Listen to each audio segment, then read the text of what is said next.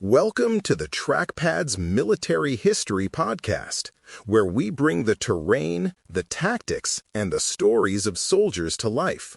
Each episode goes deeper than the written article, giving you a front-row seat to the battles that shaped history. Discover more at trackpads.com. The morning of January 14, 1969, began like countless others for the men aboard the USS Enterprise. She was steaming near Hawaii, her decks alive with energy, preparing for a new round of flight operations. The carrier was a marvel of engineering, the first nuclear-powered ship of her kind, and a symbol of American naval dominance. To those who worked her flight deck, the rhythm of jet engines, the smell of aviation fuel, and the sight of men in colored jerseys directing aircraft were part of daily life. Yet just beneath that surface of routine, danger lurked, invisible but ever-present. Few could imagine that within minutes the ship would face its greatest trial, not against an enemy fleet, but against fire itself. The flight deck on that January morning was crowded with aircraft, weapons, and men moving in well-practiced choreography. Pilots ran through their checks. Yellow shirt directors signaled with precision, and ordnance crews readied rockets and bombs for training sorties. The noise was deafening, the tempo relentless, but to the sailors it was simply another day at sea. The Enterprise had seen deployments, she had carried American air power across the globe, and she seemed untouchable. What the crew could not see was the flaw waiting among the weapons on deck. A single rocket misaligned, poised to turn routine into catastrophe. That morning's calm was deceptive, because in truth, the flight deck was always a battlefield. The hazards of fuel, explosives, and machinery made it one of the most dangerous places in the world to work. Every man on deck knew it, yet routine bred confidence, and confidence dulled the edge of caution. The Navy had already endured tragedies aboard the Forrestal and the Oriskany, but lessons had been only partly absorbed. The Enterprise represented progress, yet she carried the same vulnerabilities beneath her impressive size and power. The smallest mistake could ignite a chain reaction, and on this morning, it would. The story of the 1969 fire on the Enterprise is more than an account of disaster. It is a study in survival, leadership, and transformation. The flames that swept across her deck claimed lives and destroyed machines, but they also forged changes that reshaped naval aviation forever. The men who fought that day stood not only against fire but against the collapse of their ship, and in saving her, they changed the Navy. Their ordeal was carved into steel, doctrine, and memory, ensuring that every carrier crew since has carried their lessons. The flight deck of an aircraft carrier was often called the most dangerous 4.5 acres in the world, and in January 1969, the USS Enterprise proved why. From bow to stern, the deck was a living geography of hazards. 4 catapults launched aircraft with staggering force, while at the stern arresting gear brought them crashing back in violent stops. The island superstructure jetted upward like a skyscraper, overseeing an industrial plain of steel, aircraft, and men. Elevators pumped planes and ordnance between the hangar and the deck above, creating constant movement in every direction. Non-skid coatings kept boots from sliding, but the surface itself burned hot under Pacific sun or turned slick with fuel spills. Everything about this environment was raw energy compressed into a narrow space. It was designed for efficiency, but in that efficiency lay vulnerability. One mistake, one overlooked detail, could ripple into disaster. Tempo defined the deck's heartbeat. Jets prepared for launch in tight choreography, engines screaming while others taxied or returned from the sky. Colored jerseys distinguished roles, and each color carried life-or-death responsibilities. Yellow shirts directed aircraft like traffic officers in a storm, arms cutting signals through jet blast.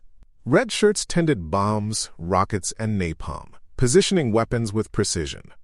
Purple grapes fueled aircraft, dragging hoses across steel slick with hydraulic fluid and salt spray. Green shirts manned the catapults, the arresting gear, and the mechanical veins that allowed flight to exist. White shirts, safety observers, and medics scanned the chaos for errors before they metastasized. Every man's contribution was essential, every gesture calibrated against noise and danger. To the untrained eye, it looked like madness. To those who lived it, it was controlled violence, an endless rhythm that left little room for hesitation. Danger lurked in every corner, often in forms invisible until too late. Jet blast could pick a man up and hurl him across the deck. Propellers or intake fans could suck in the unwary, leaving no chance of rescue. Ordnance, armed and staged for sorties, waited quietly but dangerously close to flowing streams of jet fuel. Flames could spread before anyone even realized a hose had ruptured or a connection had failed. Add to this the noise, a constant assault that reduced communication to shouts, signals, or sheer guesswork. The crew worked with the knowledge that the smallest failure, an unfastened clamp, a misaligned weapon, a spark at the wrong moment, could unleash disaster. And yet they pressed on, because such risk was part of their trade. To work the flight deck was to accept the possibility of fire, explosion, or death every single day. Yet there was beauty in the chaos. The young sailors who manned that deck were, for the most part, barely out of high school, but they moved with the discipline of veterans. They accepted danger without bravado, trusting each other's hands and signals more than their own eyes. Jets roared into the sky on schedule, weapons loaded and missions executed, because their choreography made the impossible look routine. The flight deck was a marvel of coordination, where technology and human grit fused into combat power. But its very strength was also its greatest weakness. Packing so much energy, machinery, and ordnance into such a small space meant that if the balance tipped even slightly, the consequences would be catastrophic. The Enterprise, despite her nuclear power and modern systems, carried that fragility with her. On January 14th, the fragile equilibrium of that deck would finally shatter. The Zuni rocket was a relatively small piece of ordnance, but on a crowded carrier deck, size mattered less than placement. Designed as an air-to-ground weapon, the Zuni was mounted beneath the wings of jets and clusters, a routine loadout even on training days. On January 14, 1969, one such rocket was misaligned, its connection not properly seated, its launch rail vulnerable to vibration and heat. To sailors accustomed to handling far more destructive bombs, it may have seemed a minor concern, one among thousands of details managed each cycle. But that morning, as aircraft engines roared and exhaust poured across the deck, the flaw became the perfect trigger. A spark wasn't necessary. The heat and turbulence of jet blast were enough. The Zuni suddenly launched, not against a target range, but across the deck of the Enterprise, slamming into a parked jet and tearing open its fuel tank. The instant result was fire, a roaring column of burning jet fuel spewing across steel. Flames raced outward in seconds, feeding on vapors and igniting whatever they touched. Sailors who had been waving aircraft into position froze for a heartbeat, staring at the eruption, before training snapped them into motion. But training, however rigorous, could not fully prepare anyone for such a moment. The Zuni's impact had transformed the deck from a work site into a battlefield. Jets fueled and armed for launch became hazards in waiting. Weapons loaded onto wings or staged nearby began to cook in the rising heat. The first seconds of flame were manageable, at least in theory, but the pace of disaster outstripped the crew's ability to react. Within a minute, what had started as a single rocket misfire had mushroomed into an inferno threatening the entire carrier. For the men on deck, the violence was immediate and indiscriminate. Some were thrown by the concussion of the rocket's strike. Others engulfed in burning fuel. Black smoke boiled upward, reducing visibility to feet. The roar of engines gave way to the deeper, more terrifying sound of explosions, each one signaling another piece of ordnance giving way to heat.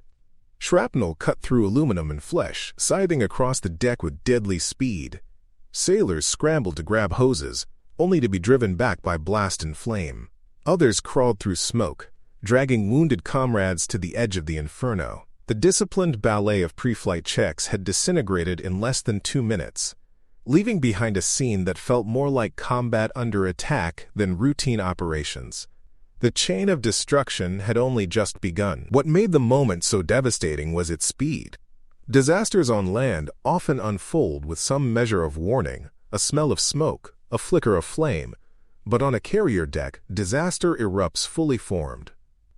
The misfired rocket had not only destroyed a jet, but ruptured a tank of volatile JP-5 fuel, spraying accelerant across an area packed with men and weapons.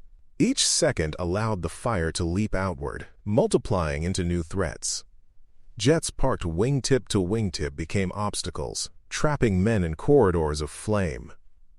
Every piece of ordnance was a potential grenade, its timing measured in seconds as temperatures spiked. In that environment, hesitation was death, and yet hesitation was inevitable as human minds struggled to process chaos.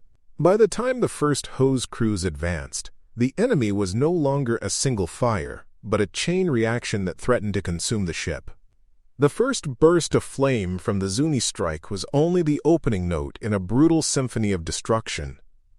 As the jet fuel burned hotter, it spread across seams in the deck and ignited other aircraft staged nearby.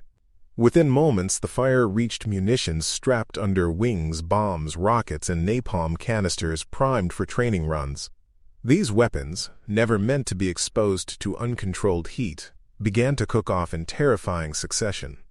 A dull thump would erupt into a concussive blast, shredding aircraft into molten fragments and hurling shrapnel across the deck. Each explosion created new fires, which in turn triggered more detonations. What had begun as a single rocket accident became a runaway chain reaction, a battlefield on steel, with no enemy in sight except fire itself. The effects on men were immediate and horrifying. Shrapnel pierced flesh, jet blast hurled bodies, and fire consumed those unlucky enough to be caught in its path. Survivors staggered through smoke, ears ringing from explosions, eyes watering against burning fumes. The sensory overload was almost paralyzing. The deafening roar of blasts, the searing heat radiating from multiple fire points, and the choking blackness that reduced visibility to a few feet. In such conditions, even finding a fire hose or a clear path to safety became a monumental task.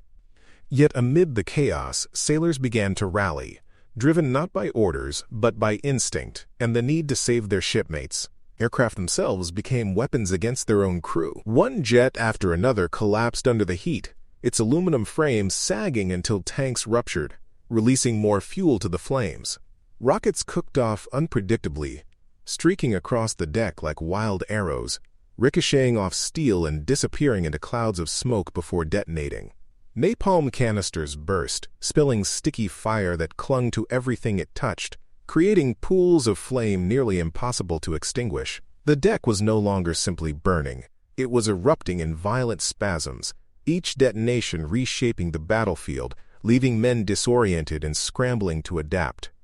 To stand and fight in such conditions required a resolve few could summon, yet many did, advancing into heat that felt unbearable. Below decks, the danger loomed just as large. Flames licked dangerously close to the ship's elevators, threatening to spread the inferno into hangar bays packed with fuel and ordnance.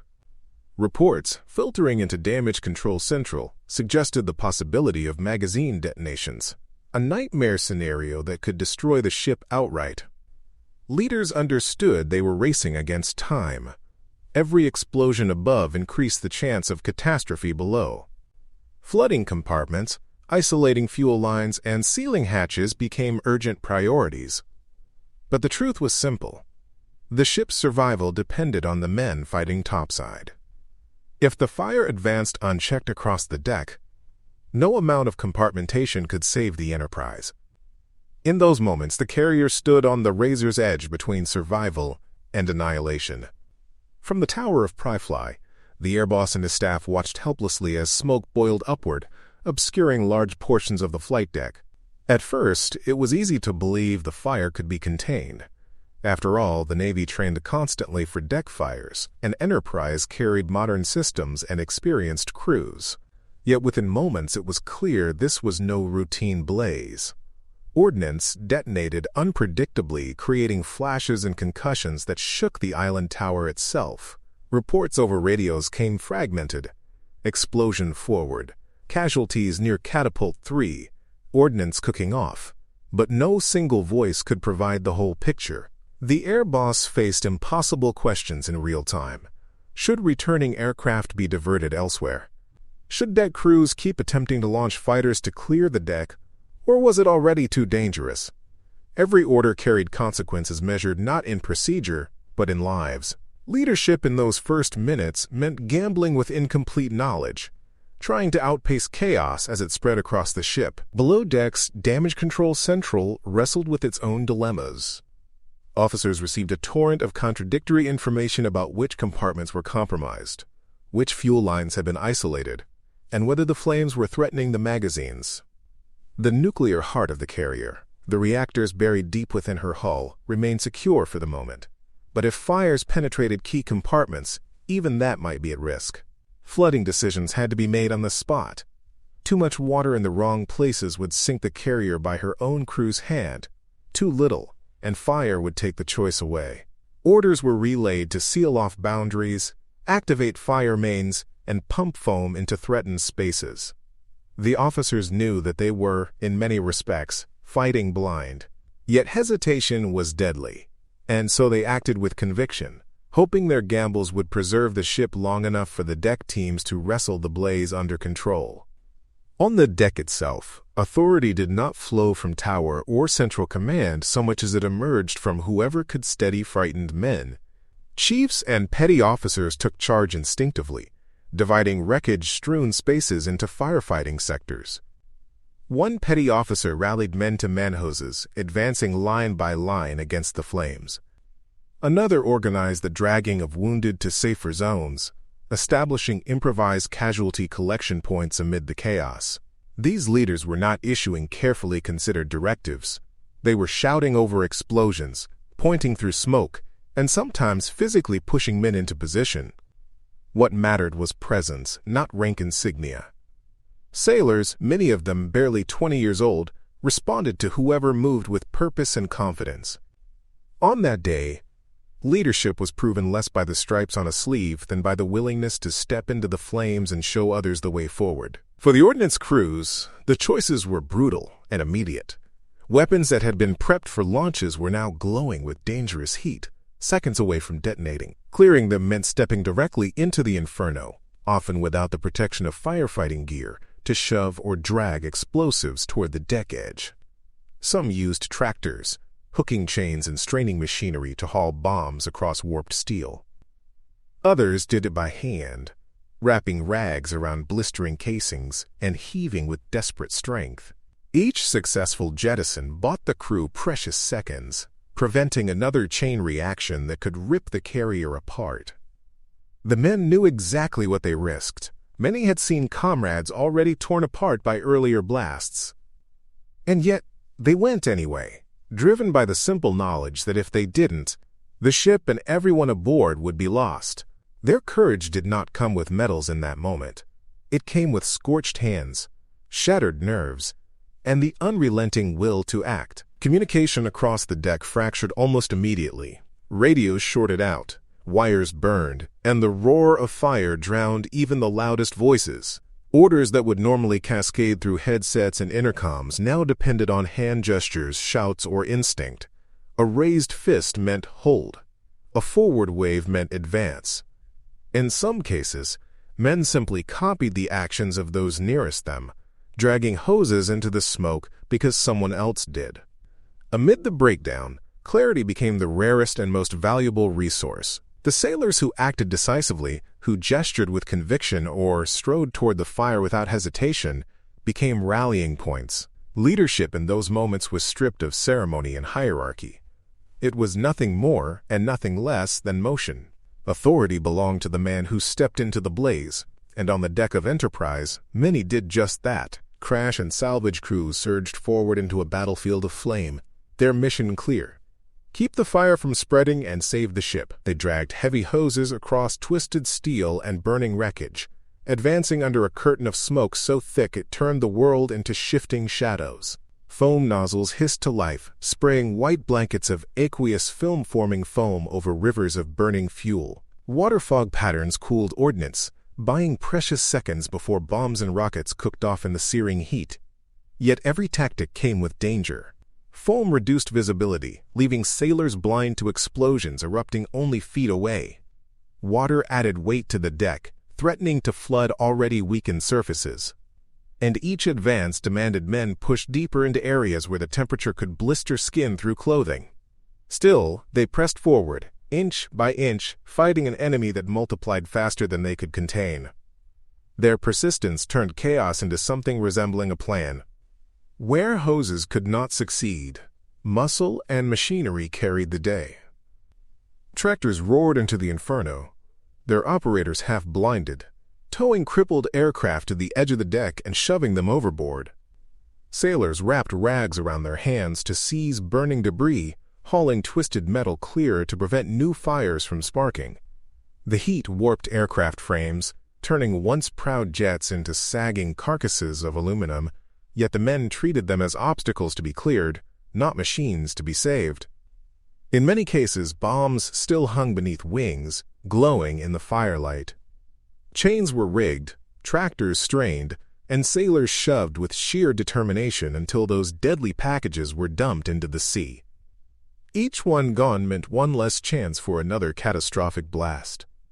It was brutal work, carried out under the constant percussion of detonations, but it gave the crew breathing space to continue the fight. Meanwhile, medical teams transformed passageways and corners of the ship into improvised triage centers.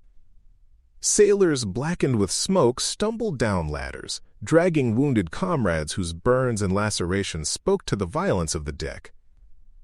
Sickbay filled quickly, its beds and floors occupied by the injured, while corpsmen worked tirelessly, improvising bandages from whatever was at hand. Stretchers moved in grim procession, carrying men from deck to elevators, then down to waiting helicopters that whisked the most critical ashore. The cries of the wounded mingled with the thunder of explosions, and still the triage lines held, staffed by corpsmen and doctors who worked with steady hands, despite exhaustion. For those still topside, the sight of wounded being carried away underscored the stakes. They were fighting not just for the ship's survival, but for the men who could not save themselves. Personal acts of courage emerged everywhere, often unrecorded and unsung. A sailor who should have retreated advanced instead, dragging a hose into flames while his skin blistered. Another, seeing a bomb glowing red with heat, threw himself forward to help heave it overboard, knowing it might detonate in his grasp. Men pushed through smoke to answer the faint cries of comrades pinned beneath wreckage, lifting twisted steel with raw strength. These were not extraordinary men by nature. They were ordinary sailors confronted with extraordinary circumstances. What bound them together was instinct and loyalty, a refusal to let fear dictate their actions. Their names might never fill citations or memorials, but their actions bought the ship minutes, and those minutes saved thousands. It was courage measured not in recognition, but in sweat, burns, and stubborn willpower. Slowly, after hours of grinding combat against the flames, momentum shifted.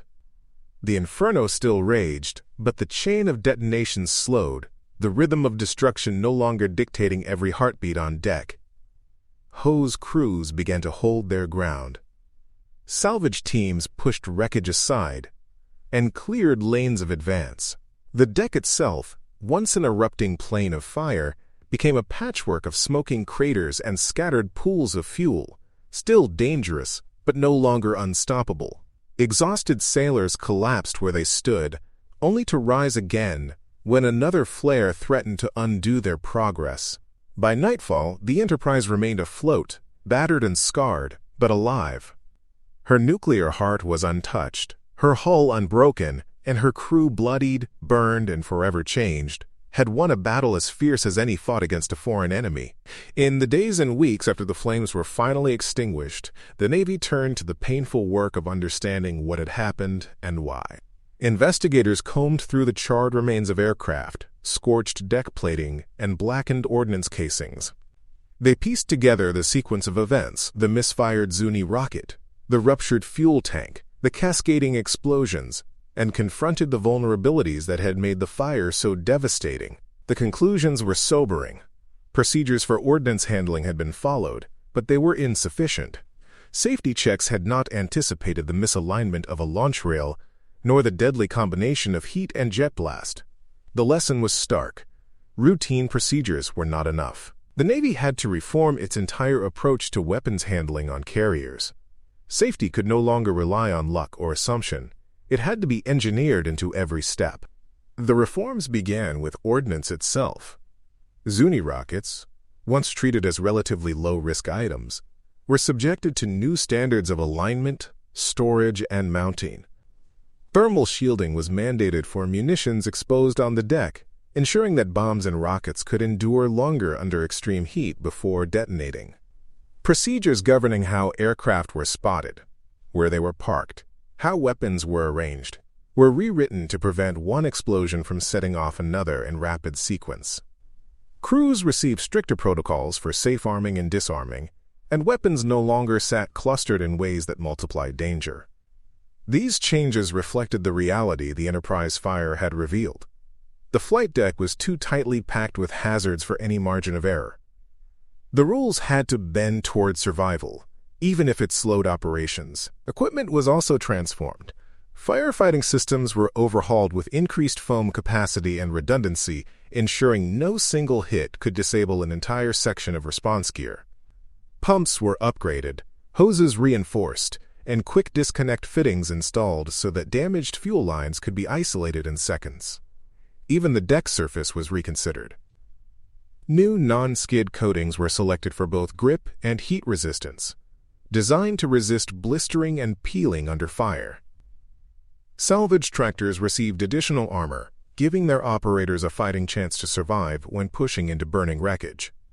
Every component was scrutinized through the lens of January 1969, and every improvement carried the memory of the sailors who had fought amid fire and smoke. The scars of the Enterprise were written into the steel of the next generation of carriers. But perhaps the most profound change came in the realm of training. Before the fire, damage control and firefighting were often treated as collateral duties necessary, but not the central mission of aviation crews. After the disaster, the Navy redefined that culture. Firefighting became a core competency, drilled into every sailor until response was instinctive. Training schools added live fire simulations, complete with exploding ordnance and fuel-fed blazes, so that crews would face in practice the chaos they might encounter in reality. Drills were no longer box-check exercises. They were rehearsals for survival. Aggressive tactics laying foam blankets quickly, advancing hose teams under heat, improvising salvage operations, were institutionalized into doctrine. From the ashes of Enterprise, the Navy forged a culture that treated damage control not as a contingency but as a way of life. Doctrine and design followed suit. NATOP's manuals incorporated detailed lessons from the disaster, spreading the knowledge fleet-wide. Carrier layouts were altered to create greater separation between hazardous areas, minimizing the chance that one explosion would ignite a chain reaction. Magazines received additional protection, and ordnance staging practices were refined. These changes extended beyond the Enterprise, shaping every carrier that followed. The 1969 fire became part of a broader lineage of hard-earned lessons, joining the earlier tragedies of the Forrestal and the Oriskany. Together, they formed a canon of memory that ensured the Navy's procedures were written not in abstract theory, but in the blood and sacrifice of its sailors. The price of readiness was acknowledged as eternal vigilance, and vigilance was embedded into every new page of doctrine. Most enduring of all was the recognition that memory itself had to be codified into policy. The Enterprise fire was not treated as an isolated incident, but as a living warning. Photographs of the burning deck, films of the explosions, and reports of the dead and wounded became instructional tools. New sailors arriving on carriers heard the story not as distant history, but as a cautionary tale, a reminder that their work sat balanced on the edge of catastrophe. The names of the fallen were invoked in classrooms and training halls, their sacrifice honored by ensuring their fate would not be repeated. In this way, the disaster transcended its moment, becoming part of the cultural DNA of naval aviation. Every time a hose was tested, every ordnance check performed, every drill conducted with seriousness, the spirit of January 14, 1969, lived on. When the last flames were extinguished and the smoke finally thinned into the Pacific sky, the USS Enterprise stood battered but afloat. Her flight deck was cratered and blackened, littered with the wreckage of destroyed aircraft and the remnants of exploded ordnance. The smell of burned fuel and scorched steel clung to every surface. For the men who had fought through that day, the physical scars of the ship mirrored the wounds etched into their memories. They recalled comrades carried away on stretchers, the deafening rhythm of explosions, and the heat that turned steel decks into furnaces beneath their boots. Survival had come at a terrible cost: scores dead, many more wounded. But the carrier herself remained intact. The nuclear reactors deep within her hull never faltered, a testament to the courage and determination of the crew who refused to abandon their ship to the flames. The Navy, confronted with the human toll and the staggering destruction, moved swiftly to honor the sacrifice by ensuring the lessons were never forgotten. The Enterprise fire was studied with a seriousness equal to that of a combat defeat. It revealed that courage alone was not enough. Discipline, training, and doctrine had to evolve if future crews were to fare better. Out of the tragedy came a renewed commitment to damage control, ordnance safety, and the resilience of carrier operations.